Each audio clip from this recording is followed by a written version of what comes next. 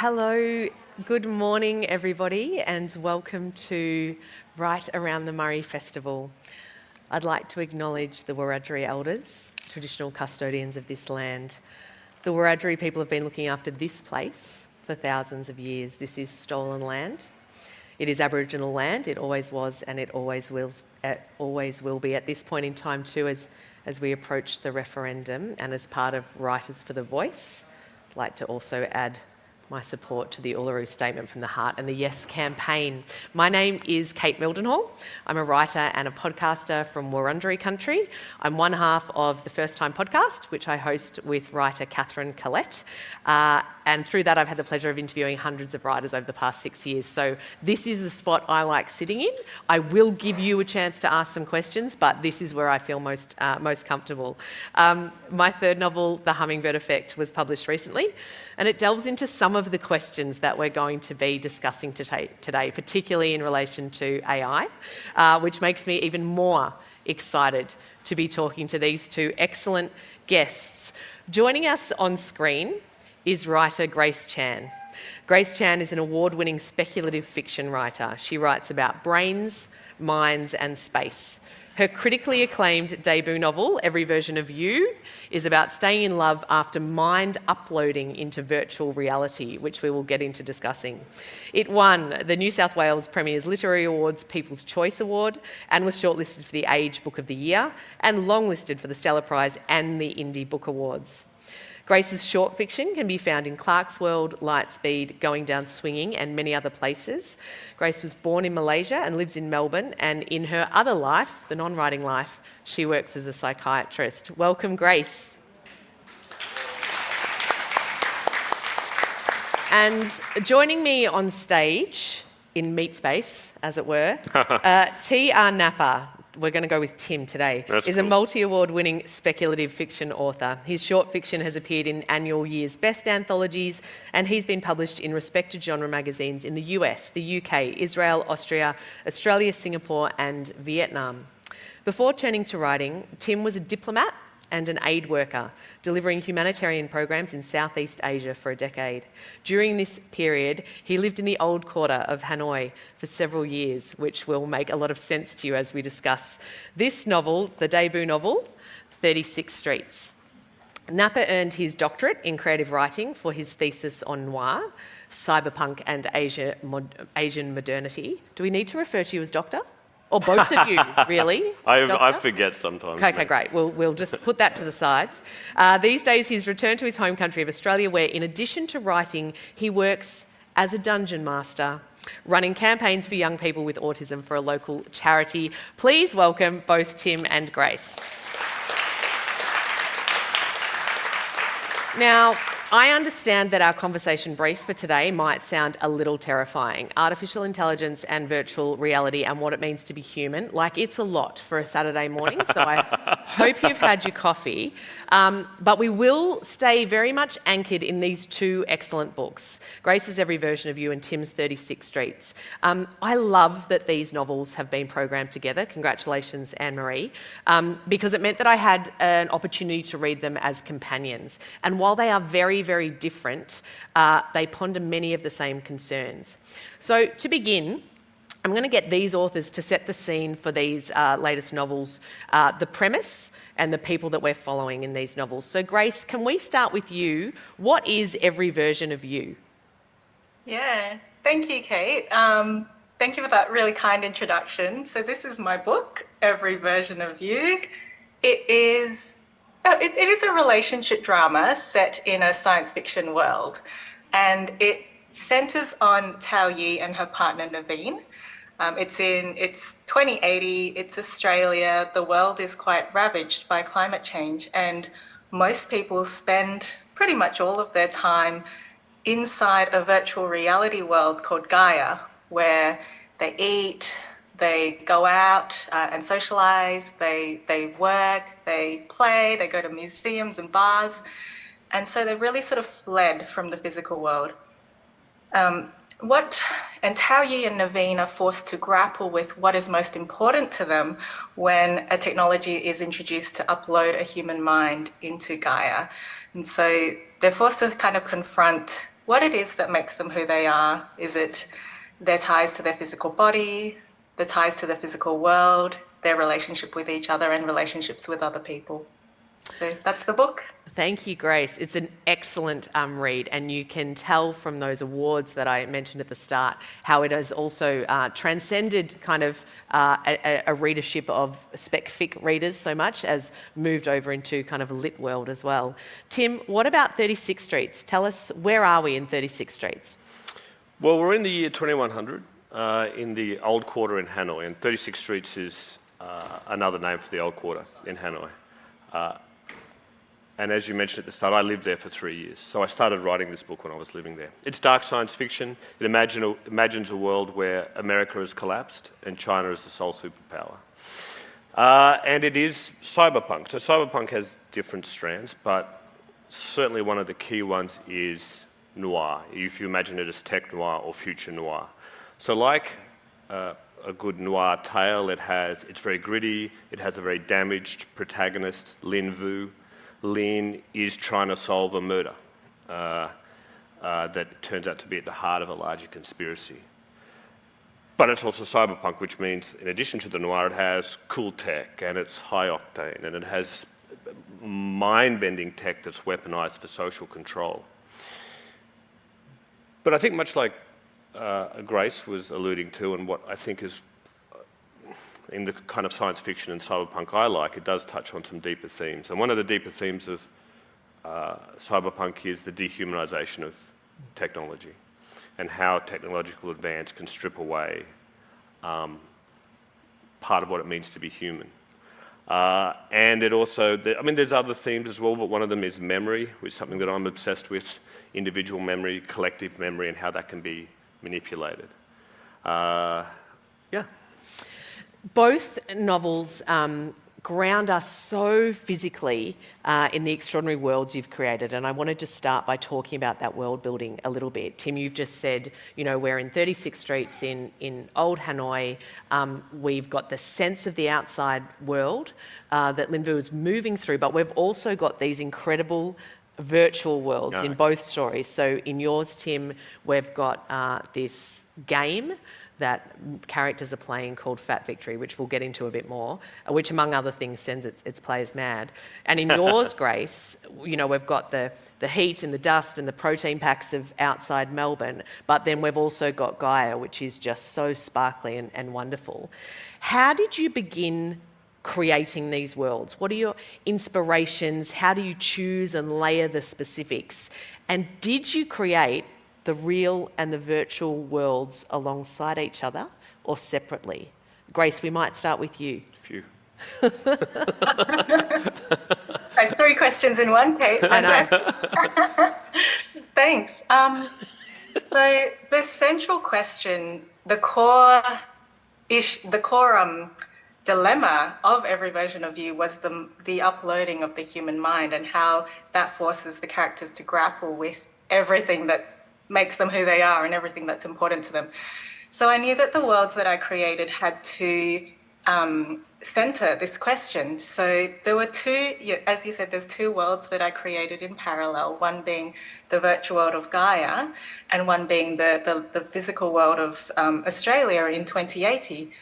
And I really needed to shape these worlds to make it believable that most people would enter a sort of denial of the physical world and sort of escape into Gaia for much of their waking and sleeping hours. And so when I created Gaia, I think I drew a lot on my own experiences of technology and my emotional experiences and responses to technology throughout my life. So particularly being like a child of the internet age and growing up with technology advancing so rapidly over the last 20 years, I think a lot of that really bled into how I crafted this world of Gaia. So, I wanted to make it feel both eerie and familiar. So you have the characters like going into the pods and lying in gel. And I drew some of those images from cyberpunks, from, The Matrix, which I was absolutely obsessed with in my teenage years. And then I crafted the virtual worlds kind of drawing on my own experiences of using technology as well. trying on different kinds of virtual technologies that have evolved over the last few years, and imagining that there might be a very shiny, very alluring virtual reality stitched together from many virtual realities that this corporation Gaia has crafted for everyone to work and spend time in. So I think when you read about Gaia and when you spend time in Gaia in my novel, I think a lot of people have said that it feels surprisingly familiar, the way that the algorithms kind of dictate or kind of suggest very pleasantly, what you might like to eat and who you might like to date and where you might like to go out. And so I think that definitely comes from my own experiences of thinking about how technology has changed the way we live our lives. Yeah. Love that.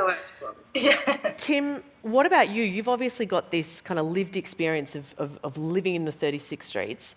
Did you kind of build, where do you begin your world building? I know that this is a particular area of joy for you, and you've just done a workshop on it too. What are your rules? My rules? How do you do it? Tell us about how you did it in 36 streets. Well, world building is such a huge topic, but I suppose, as you say, I was living there. My career before becoming a writer was an aid worker, and that was throughout Southeast Asia. And I came to writing probably a bit later than most. I always meet writers and they're like, oh, I got a typewriter at 12 and sold a story at 13. I'm like, oh, bloody hell. But I started in my 30s. And of course, I just come off 10 years living in Southeast Asia, working in very remote communities, working on poverty alleviation programs. So that experience had an indelible imprint on me. And of course, if you're living in Hanoi, I don't know if any of you have been there, but if you've gone to Hanoi, it's such an overwhelming city, so frenetic, so vibrant. It's such a rich and deep history. So I kind of didn't feel I had a choice when I was starting out. This isn't, technically it's not my first novel. I wrote 3 that didn't work, but this is the first one that got published, but I couldn't help but write about it. Yeah. So that's setting. But in terms of science fiction, I'm a big science fiction fan. I think science fiction has a lot of space to explore where we're headed, and it's a way of exploring the present by warning us about what our future might be.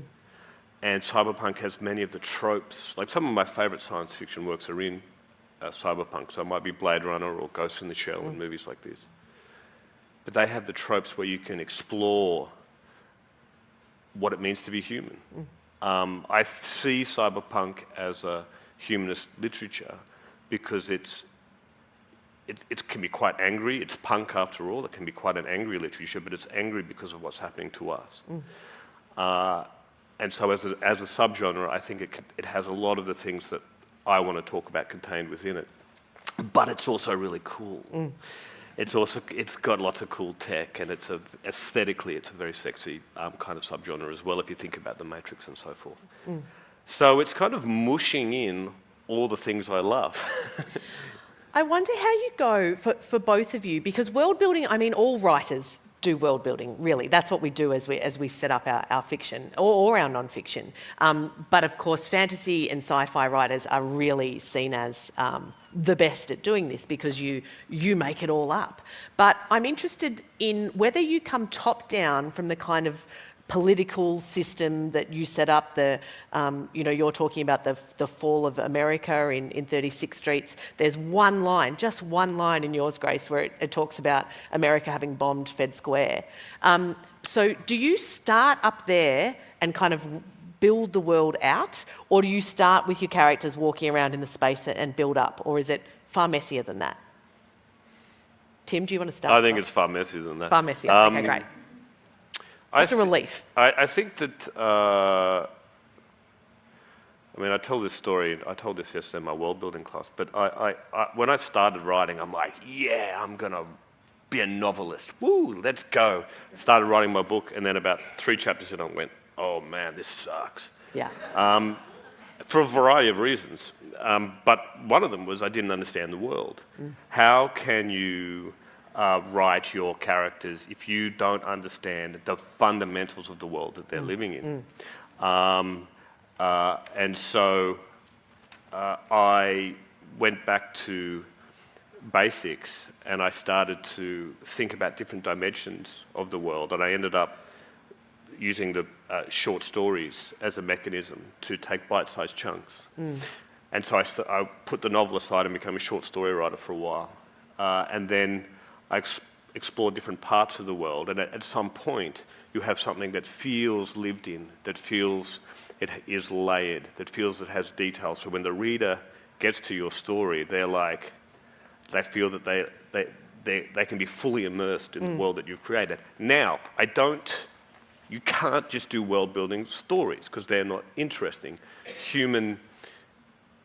Our human stories is our human experience is what we want to read. So of course character is always central. And the cool thing about, or the hard thing about short story writing is making something compelling, having a human story, having an emotional arc, having setting, introducing character, all in 6,000 words.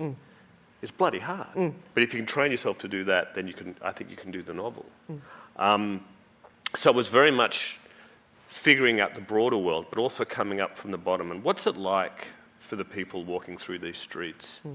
And as I said, to quote Umberto Eco, he said that you need to have constraints in order to create freely. So once you know the bounds of your world, then your creative mind can flourish. And I think that's very much the approach that I took. Constraints all the time. Grace, what about you? I agree with a lot of what you've said, Tim. My process is chaotic at the best of times. But also I think that I'm quite a conceptual and character-focused writer, and I'm quite a discovery writer in terms of the world building. So like Tim, I write a fair bit of short fiction. So I write short stories, and I find a lot of joy in writing short stories. And actually every version of you sprang from a short story that just got out of control. Yes. So for me, most of the time, a story starts with a concept that I really want to explore. And tied into that concept is a character who is central to that concept and that story. And so when I draft, I'm building the world around that. And so it's a real process of discovering what the world needs to look like to fully explore the concept that I'm trying to explore. And as I sort of discover each part of the world, it's very mundane. I'll, dump it into an Excel spreadsheet, and that will build up over time, and that'll be my world building process. Okay, hang on, Grace, I have to stop you there because you mentioned an Excel spreadsheet, and this is, you might notice as we go along that I'm obsessed with creative process. So I was sitting here thinking, I wonder if they do maps or have pictures on the wall in your writing space. But no, you in fact have an Excel spreadsheet with details of the world. Tell us more. It's very unglamorous, Kate. It's poorly organized, information everywhere. But then later I will take that and sort of move it into a different programs that called Scrivener, which I think many writers use for novel drafting. So you can have all your chapters there, all your world building information. You can copy and paste websites and bits of useful information that you kind of squirrel away day to day, and that kind of builds a world over time. That is amazing. Scrivener doesn't work for me. Tim, Excel, Scrivener? Oh, I showed these pictures at my world building workshop yesterday. So I'm building a new world at the moment. Ooh. I'm gone to a different genre. I've gone to fantasy. Ooh. I'm going to end up having 5 books in this world. But I'm building a new world, and my walls are literally plastered with, or blue tacked with, 50, 60, 70 sheets of paper that have the political system, the economic system, the magic system, all the main characters, the flora and fauna, the language, and I'm surrounded with it in my writing office. And it's kind of a punishment. I'm not allowed to take it down until I finish the book. So it's going to be up for 2 years probably. But that way, because I think it's it's borderline impossible to keep an entire novel in your head. It's so hard.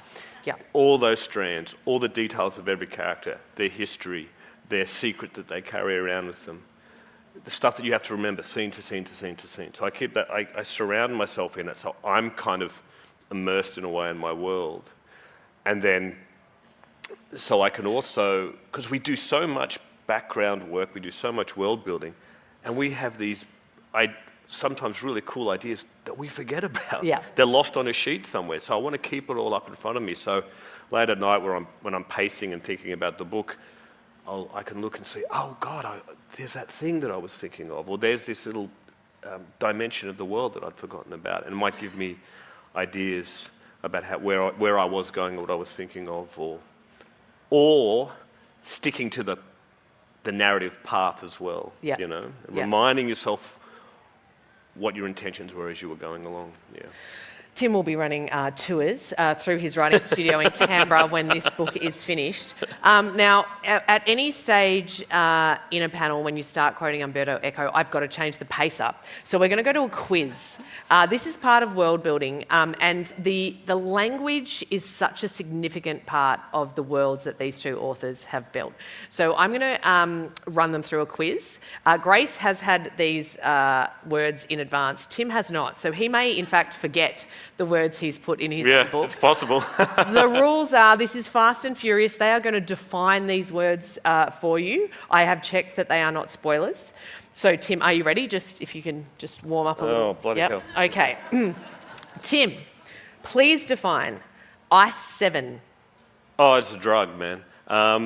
So I actually got the idea. It's a Kurt Vonnegut reference. He has Ice 9 in one of his novels. Yes. But it's Ice 7, and I just imagine there's various forms of ice. But the protagonist in this is addicted to it, and it's one that makes you completely blissful but also alienated simultaneously. And it's part of her. She is emotionally numb and emotionally distant because of trauma in her past, and this helps keep her there. When you have your noir novel and you have your damaged protagonist, it's always good that they're addicted to some kind of drug. Give it. And better that it's Ice 7, because that's better than Ice 3, because that didn't go so well. Ice 3 is bad. Yeah. On retina services. I'm doing all of them. Yeah. Oh, jeez. I thought you were going to alternate. Nah. So on retina is you have basically an implant in, like a cochlear implant, but you have an implant in the back of your skull, and you can have on-retina displays. So it's like you have the internet in your head, but it's visible to your eye and your eyes only. But there's more than that. It's got like facial recognition. So I might run into someone, and they're like, "Hey, Tim, how are you?" And I'm like, "Oh, boop," and it tells me, "Oh, hey, George, we met at the blah, blah, blah, blah, blah." It would be so... I have been asking for this kind of service for writers' festivals since my very first writer. It would be so handy for when you forget someone, especially if they're a publisher or there's someone really important. It would be so useful. So just, Anne-Marie, if you could organise that for next year, that'd be great.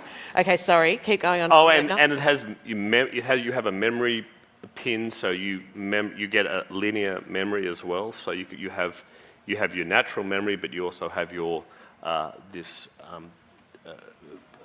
computer memory that's inside your head, so you can recall everything. But then, of course, the twist is in the book is that memory can be manipulated, even on your memory pin. Because a corporation, you don't own that memory pin. You've bought it, the product of someone. So. Okay, now I'm going to switch it up. Grace, we're coming to you for a couple. Can you please define a new pod? New pod, contraction of neuro and pod, but also sounds new and shiny and enticing. This is a giant pod, a large pod that you lie down in to transfer your consciousness stream into virtual reality. It's filled with new gel, and new gel sort of interfaces with your scalp and allows electrical signals to be transferred to and from your brain. It also takes care of your whole body homeostasis very conveniently. It's amazing. Obviously, you're going to start selling that. Can you also tell us what revision is? This is kind of a bit like the on-retina thing. It's like a little mobile phone that you attach to your temple, and it plugs into your optic nerve, and Oh, yes. or it stereotactically kind of beams audio and visual into your brain, so you constantly Oh, cool. can message your friends from inside your head. We had the same idea. But Exactly, amazing. Can you turn off notifications? You can. So this one you can take off. So, Yeah, great. Yeah. I mean, that we all need that, don't we? All right, back to you, Tim. DNA overlay. Oh, shit, what's that? What? I haven't actually written it down. DNA overlay? Yeah. Is that in my book? Yeah. That's all right. We'll go to the next one. Nova grenade. Oh, that's just a... As someone who's a world-building aficionado, and I told my workshop yesterday about how I go into the detail of every dimension. I do reams and reams of world building, which is true. Yeah. I don't really know what a Nova grenade is. I just put that in one scene where it was like, I think it's like it forms a mini sun, basically. But that's one of the few things, actually, you've picked one of the few things I didn't figure out the tech on. Oh, I like okay. to have plausible Yeah. tech. I like to I extrapolate. mean, it's very effective in the scene that it is used, the Nova grenade, I might say. Oh, yeah, that is pretty cool. Yeah. I'm just, sorry. All right, we'll move on to the next one. Possibly useful if a Nova grenade is coming your way. A biosteel endoskeleton. Oh, okay, yeah. So that's, Baosteel is an actual... Baosteel, sorry. Is a Chinese company now. So again, I just looked up some of the biggest, when I was researching some of the biggest Chinese companies, and I looked up one of the biggest energy and manufacturing companies. So it's a real company. And I thought, in the future, in 80 years in the future, there a good chance of being a big company? And I think there's a pretty good chance this will be around. Endoskeleton it's very cyberpunk. It's where instead of your skeleton, you have titanium bones, and you get to smash through walls and all that sort of stuff. Mm-hmm. So that fits into the cool tech territory. It does. Yeah. I want one. Okay, Grace. Stim. What's a stim? That is the drug of Gaia, or the drug of the virtual world. So it is code that goes into your brain and can have pretty much any effect that people can code. So generally in the book, it makes them you can feel pleasurable, you can feel euphoria, you can feel relaxed. So yes, it's the drug of Gaia. I love it. Like I7, only better. What is an authenticity consultant? Yeah, this is a good one. This is Tao Yi's job at the start of the book. So she is essentially a therapist for the new, she's a therapist for people who are struggling to feel authentic in this fast-paced world.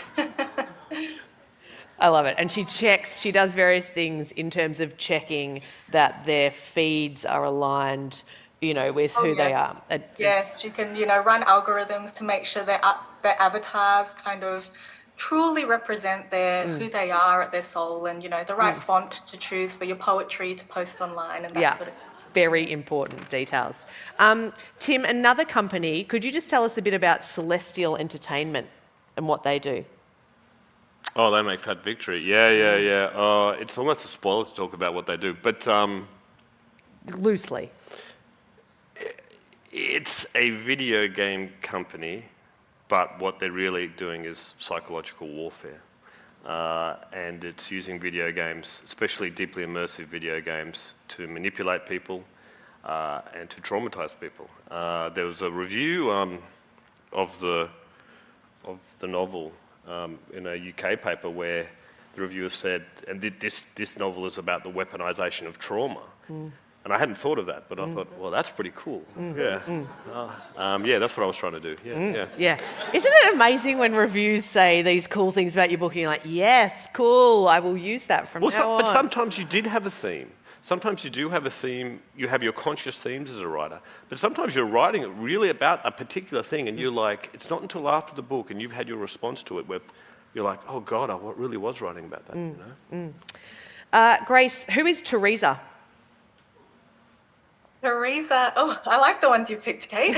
Teresa is a medical AI. So she's everywhere. and she is a medical mind that is attached to a medical bed and various kinds of drugs and IV fluids, and it's basically the doctor of the future who kind of holds you in her doctorly medical embrace. I think I just remembered what a DNA overlay is. Go, DNA overlay, go. Is that just when they were checking remains? Yes, yes. Yeah, okay, yeah. That was just checking that they'd killed the right person. Yes. Yeah. Always very important in cyberpunk, checking that you've killed the right person. Or in daily life too, I suppose. God, that's mentioned once in one scene. Yeah, I know. Sorry, Wow. I went deep. That was a tricky one. Grace, also while we're there, I might have use of this at some point, a food inventory. How do I get a food inventory organised? Oh, I think we already have those. Yeah, not in my house, but... Not in my house either, but it's like a smart AI that tracks what kind of supplies you have in your kitchen and what you're running low on and recommends you what groceries to buy. Excellent, and organises them for you. Thank you, I'll have one of those. Tim, your last one, and I did check that this isn't a spoiler. Can you tell us about the emissioner? I needed a kind of a voice thing there, a voice effect. The omissioner. The omissioner. Well, it's actually a real thing in Chinese history. So in different cultures, Greek and Jewish and Chinese cultures, you had someone who was basically a repository of memory of various aspects of a society. And so the omissioner in Chinese history was someone who served the emperor and knew all about the laws and precedents. And he's sort of like a walking Google, and he'd stand there, and if you'd come across something you weren't sure about, you'd ask the omissioner, and he'd tell you about the laws. And I thought it was a cool word and a cool idea. So in the future, in my future, I imagine that natural memory is in decline. And natural memory is in decline because we've become used to linear memories that we have in our implants. And memory is a fascinating subject I've done a lot of reading on, but memory can decline if you're not using it properly. Memory is, in a way, it's like a muscle that needs to be exercised. There's this phenomena called cognitive offloading, where the more dependent you become on your smartphone to remember things, the less your brain does that exercise, and the less your recall can be diminished. So I'm speculating about the future, and a future where natural memory is in decline and we become increasingly reliant on artificial memory. So in that future, the omissioner is someone who can go into your brain and try and through brain scans to determine natural memory, fake memories, implanted memories, and try to separate them out. And omissioners also don't have implants, so they function purely on natural memory. And memory is something that I keep coming back to in my writing because I think that it's everything we are, yeah? It's our history, it's our loves, it's our lusts, it's our entire being save the thin edge of the present. So if you can play with memory, you can play with the human spirit. You can manipulate it and you can change a person. But potentially, that's one of the questions is if you change someone's memories, but they're this type of person, do you change the person? So I find that I love thinking and talking about memory in terms of in these worlds. It's great the way that you explore it through 36 Streets. To finish us off on the quiz, you've both passed, by the way. Tim, you dodgy there for I a was second. borderline. Yeah. Grace, can you you've mentioned it a little bit, can you just tell us about the act of uploading, please? Oh, yes, uploading. So this is not my idea. It's been explored very much in science fiction and cyberpunk, and uploading is essentially replicating the human mind in digital space. And so this was really hard to actually invent for every version of you. But I do try to get down into both the physical nitty-gritty of how it's possibly done in this, 2 generations from now, how the dynamic sort of circuits of consciousness are transferred from the squishy organic brain matter into the digital world, and also try to touch on the the philosophical and the ethical implications of doing so. You know, is it the same person? How is that change different from the multitude of changes that we go throughout our lives anyway? The little sleeps that we have, you know, the many changes that we go throughout our lives. So I think it's a fascinating way to explore what it is that makes us human and what is, you know, important in shaping who we are. And this is the key question. I was explaining to Tim earlier that I had to go to my own brains trust to get the definitions of cyberpunk. And I ended up going through a friend's lecture on the basics of cyberpunk. And one of the things that he mentioned is one of the key questions, which you both address in your novels, is there a meaningful difference between reality and virtual reality? And I think, Grace, you know, you've talked about this being a key question in yours, but Naveen and Tayi differ on their responses very much. And I wanted to understand if your position on this idea changed as you wrote and explored through the novel, or confirmed itself. You know, what's your relationship to that question, and how do you feel about it now through the writing of the novel? Yeah, I think absolutely this novel was a way for me to explore my ambivalence to this question, and my ambivalence about our relationship with technology and with the virtual world. I think that there are definitely differences between the physical world and the virtual world, but I think it's not so much in the way that we typically think. It's not so much that what happens in a virtual world is fake or not real in some way. I think that interactions and relationships and things that take place in virtual reality, for example, even today, all our online interactions, they are real because we ascribe meaning to them, we ascribe emotion to them. And so they are as real for us as things that take place in the physical world. And so I think I explore this a bit in the novel, in that everything meaningful for most people takes place in the virtual world now, and it has become the medium of relationships and interactions. I think one main difference as I was writing this novel, one main difference that emerged in my thinking was that the virtual world requires a bypassing or a neglect of the body. And so the body is sort of left behind when we enter virtual worlds. And so there's a question of how do we change when we you know, forget about the mind-body connection, or we let go of that. We don't have that mind-body connection so much. And I was reading the work of, I was sort of finishing my psychiatry training as I wrote this book, and I was reading the work of Alessandra Lemma, who's a psychotherapist, and she writes really, you know, really eloquently about our relationship to virtual technology and how it, you know, how it's mediated by, you know, a loss of the body. You know, there's a loss of the body as we move into these virtual spaces, and there's spaces that become very expansive places to reinvent ourselves.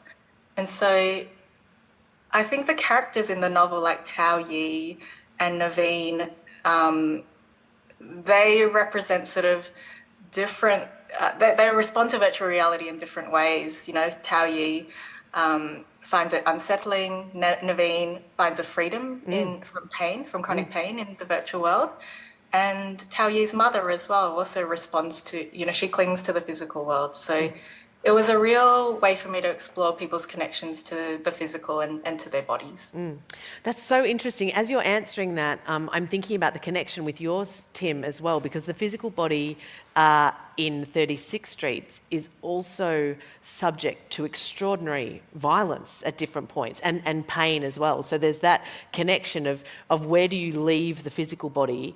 Unfortunately, in 36 Street, one of the places people go is into Fat Victory, this game, where they are subject to all kinds of different trauma. So this question for you about what's the difference between reality and virtual reality, you look at it through Memory and the Omissioner. You also very specifically look at it through Fat Victory. Can you tell us about that and what you were trying to explore in that game?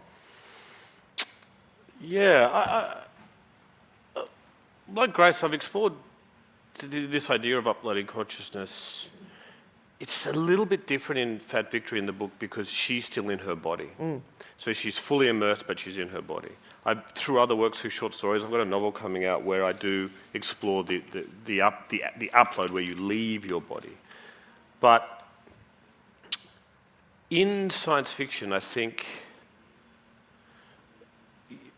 you're always playing a double game where when you're using technology, you're genuinely interested in how that technology might be used in the future and what its possible applications are. But you're also using metaphor and you're also using symbolism. So with Fat Victory in the book, that in part was about, so in this game in the book, she goes back to the Vietnam War and she becomes an American soldier in the Vietnam War. And I thought that was when I was writing, I thought that was really risky because someone's reading a science fiction novel and suddenly they're like, why am I reading a Vietnam War novel? And it's quite a long section, fairly early in the book. I think it ended up being one of the most successful bits of the book. But the point was, in that, it's the symbolism of Vietnamese history and the cycle of imperialism that it's been through, and that as far back as its colonisation by China 2,000 years ago, through to colonisation by the French, occupation by the Japanese, neo-colonialism of the Americans, and then in the future, China again. So it's looking at that cycle of history and the cycle of trauma inflicted on the Vietnamese people and the denial of that trauma. And so partly that was more a thematic and symbolic element of the video game. The literal part is, absolutely, I think that there's all these different mechanisms to enact psychological warfare, and that through different media, and we see it today, of course, of what's happening in Ukraine, but that was a way of demoralizing the Vietnamese people. Was simultaneously getting them addicted to this game and demoralizing their resistance. Coincidentally, just before I left to come to this panel, I got an email from an American company that deals in science fictional futures and that has like a bunch of science fiction writers but also retired admirals and academics and stuff, and gives advice to like NATO, the American military, the UK military, and they said to me, I just finished 36 Streets, can you come and talk to us about psychological warfare? And I'm like, what? And I looked it up, I thought, what the hell? It's a legit company. Yeah. So that was... You might make more money than you do as an author, that's for sure. I don't know if it's my thing, but we'll see. That's very... But it was just purely, just as I was leaving to come to this panel, I got this request to tell them about psychological warfare through video games. Yeah. Well, let's talk about AI and in terms of defence. I mean, the Australian Defence Force Chief Angus Campbell just this week was warning of the potential of AI and deep fakes to lead to this idea of further truth decay, to this possibility of new kinds of warfare that will happen through AI. In book world, this week, Amazon finally put up its notice that you have to disclose if your book has got AI-generated content in it. Is it on the cover? I think any AI-generated content. But isn't it on the cover? Oh, I'm not sure. Okay. Just read the article, but we can go into this discussion. So, I mean, this is a hot topic right now. We've all talked about it in our recent books. And there's so much to discuss. Mega corporations, data scraping, bias, copyright, job displacement. We can't get into all of it. Grace, there's a great scene in your novel when Naveen and Taoyi first meet and discuss music. And Naveen likes old stuff and Taoyi is into modern music. And I'll quote, she says, "It's not like it's got some magical element just because it's written by a human. AI music surpassed human music ages ago." So I want to ask you, Grace, where do you sit on the Naveen-Taoyi spectrum, and what are your current thoughts about the possibility of AI to make meaningful art? I am more Naveen than Taoyi in that regard, in that scene, in that I don't believe that AI art can replace human art in terms of its value to us as humans. I am very, very skeptical about AI at the moment. I think it's exciting to hear about potential optimistic uses of AI in, say, fields like, partnering with Indigenous communities for environmental and ecosystem care, and in the health world, like, cancer detection and maybe drug development. But I'm also so pessimistic about where the centralization of power is. Yeah. That it's sort of, the AI development is in big corporations. And, we have Google, and I think it was a while ago they've started making Google Music, which is AI generated music. So that's already happening. And we have, everyone knows about ChatGPT now and the large language models, and they're scraping data from artists and writers for, no recompensation, and generating huge volumes of text that are already being used by everyone for all kinds of purposes, to write novels that will push human novelists and writers and human artists out of work. So I think for me, there's two big questions that come into my head when I think about AI tech. One is the design of it. Is the design just, and who does it exploit? Who gets an advantage from the tech, and who is disadvantaged by the tech? And I think the AI tech that we have replicates our colonial economies. That's a bit of a paraphrase from Tracy Spicer's recent book, The AI Economy is a Colonial Economy. And the second question that I ask is sort of, how does it affect us as humans? So how does listening to AI music affect us as humans? How does reading an AI book affect us as human beings? Do we want a society where we spend all our time consuming stuff created by AI? I don't. Yeah. Thank you. Very interesting. Tim, what about you? I heard from a little birdie that you specified in your contract that you wanted your cover to be made by a human and not an AI.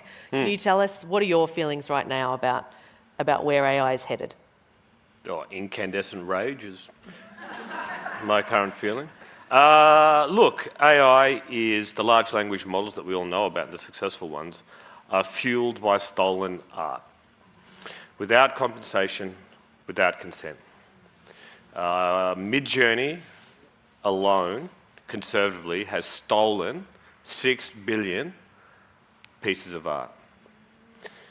Think about that if you give them $10 value each or $50 value each. This is the biggest art heist in human history.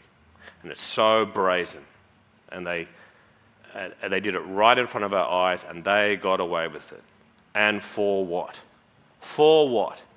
So a tech bro that owns a golem with the sentience of a toaster can regurgitate our art and strip us of our livelihoods. Like, what is happening? I hope the copyright cases that are going on in the States are successful. I hope the writers who are protesting against in Hollywood against AI written scripts are successful, because we can't accept this.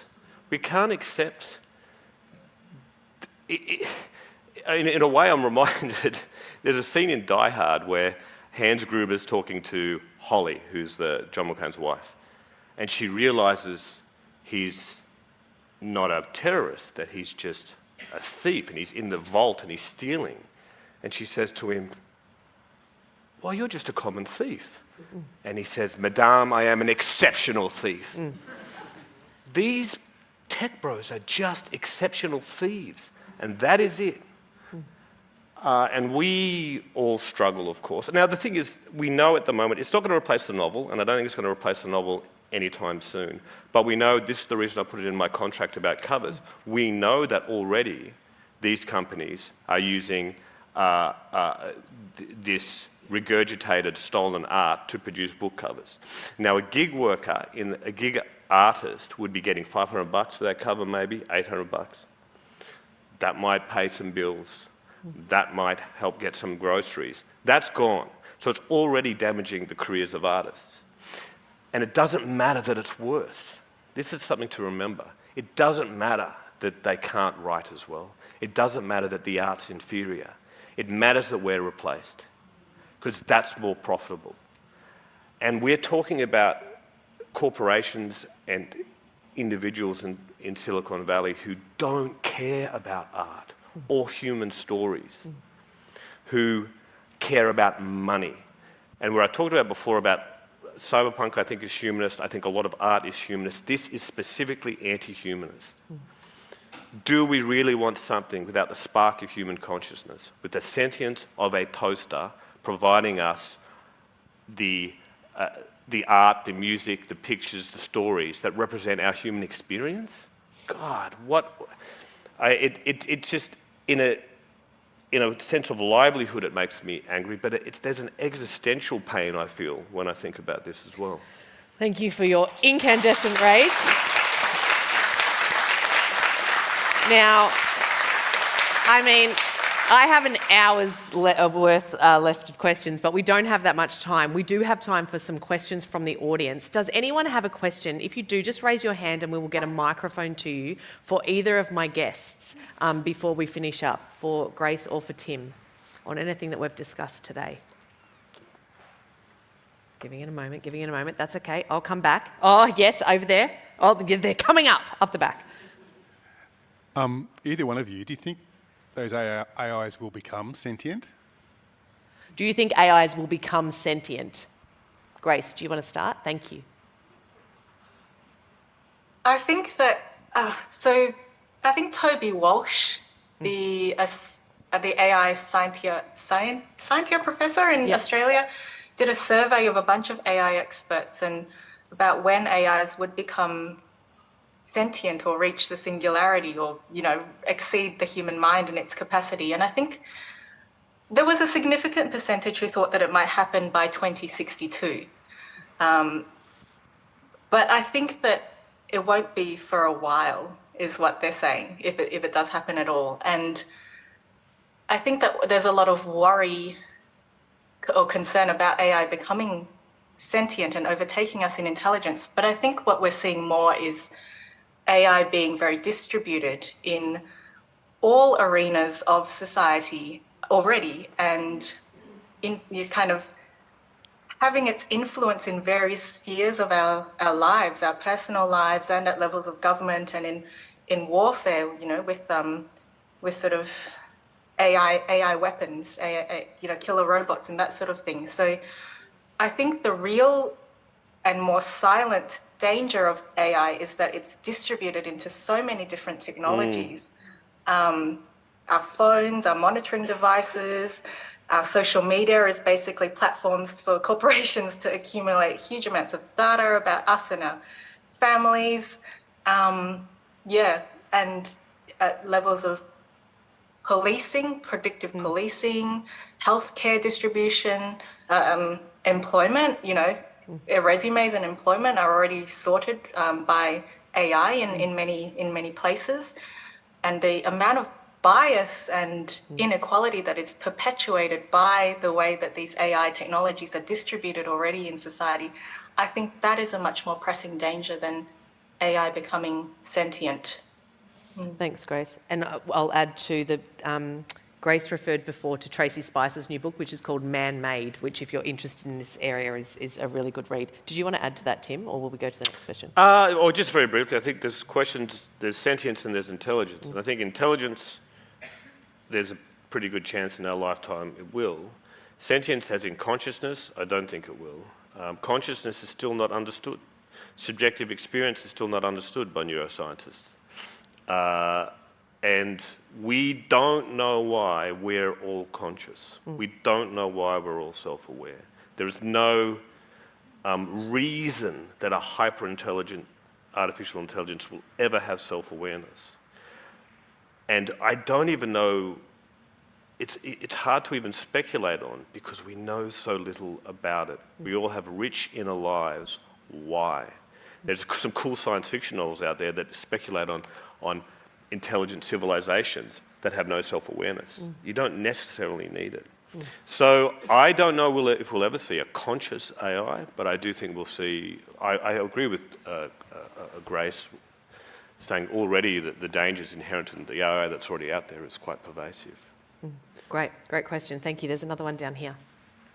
Mine is more of a comment, excuse my brain injury voice, but it's ironic that we're talking about AI when we have someone beamed in, is she real? So that was a comment about AI being real? Is Grace for real? Oh, is Grace for real? She's actually not. She has been created. That was the whole trick of the whole panel. Just for today. I think there was... Oh, yeah, there's another one down here. Thank you. We actually did set the signing table for Grace. Yes, excellent. I didn't catch that. We've set up a signing table for you, Grace. With your books on it. Oh, really? I'm interested in whether the authors have had any thoughts about AI and its potential effect on the development of children's brains. Like, to give an example, smartphones were given to children and it's disrupted a lot of capacity for children to have face-to-face interactions in some classrooms in some areas. So is it a massive experiment that we may be on the verge of embarking upon when children are, for instance, doing essays using AI and not forging that capacity in their own brain for creative writing, which, leads to all sorts of intellectual and social development? Thank you. So what is the future for children and their brains? Yeah, I've got two sons in primary school, and I think about this a lot. I do think that, look, clearly I'm a techno-skeptic, but technology isn't bad in and of itself. It's the economic and social forces that surround it. And what do we know about smartphones, for example? Well, we know that we're manipulated through them. We know that there are people in Google and all these places, Facebook, who study how to manipulate us. Because if they can manipulate us, they can sell to us better. How do you get people's attention? They call it biohacking. This isn't a conspiracy. They say, we are doing this. And we've all seen the effects of polarization in the political sphere and so forth. So I think it does. I think the problem is, and you mentioned it, it is kind of an experiment. We don't really know yet the impact it's having on our brains, other than maybe, I think we do know that it causes a lot of anxiety and depression, too much time on social media. I think there's fairly good conclusions around this. So for me, as a father, I do try and limit it.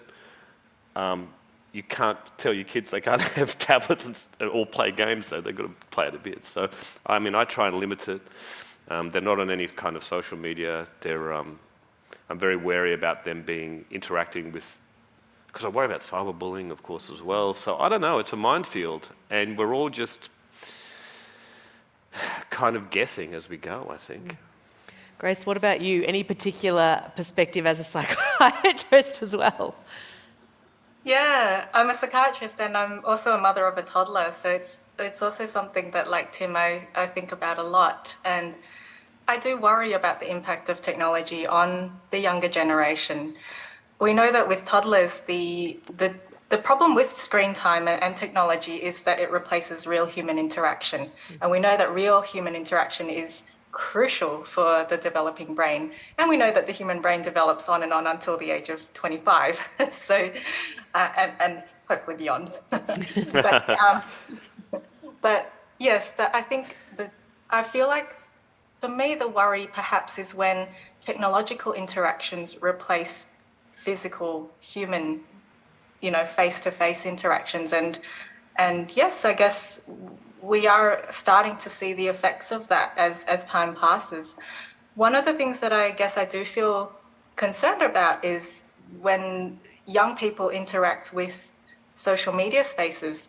As Tim pointed out, it can contribute to anxiety and depression. And I think because the way that these social media interfaces are set up is that they often replace meaningful social interactions and can perpetuate isolation and loneliness. And issues with body image and self-esteem and self-confidence. And so these social media spaces, which are not shaped to be nurturing or caring, they're shaped to keep you attached to your device, really, and to keep clicking and handing over your information. They're not caring spaces for children and for young people. And I think the other thing about being online and all the sort of online spaces we're interacting with now is they're run by algorithms. So all the information that you're shown is based on your past activity online. And so it can be very easy to be shown a bubble of information, and that can have impacts on how your identity is shaped as well. Thank you, Grace. Thank you. Excellent questions. And while Grace can't physically join you at the signing table for you to ask her more questions, Tim will be out there at the signing table at the end of this session, which has come to an end. Grace Chan, Tim Napper, thank you so much for sharing your wisdom with us today. Thank you.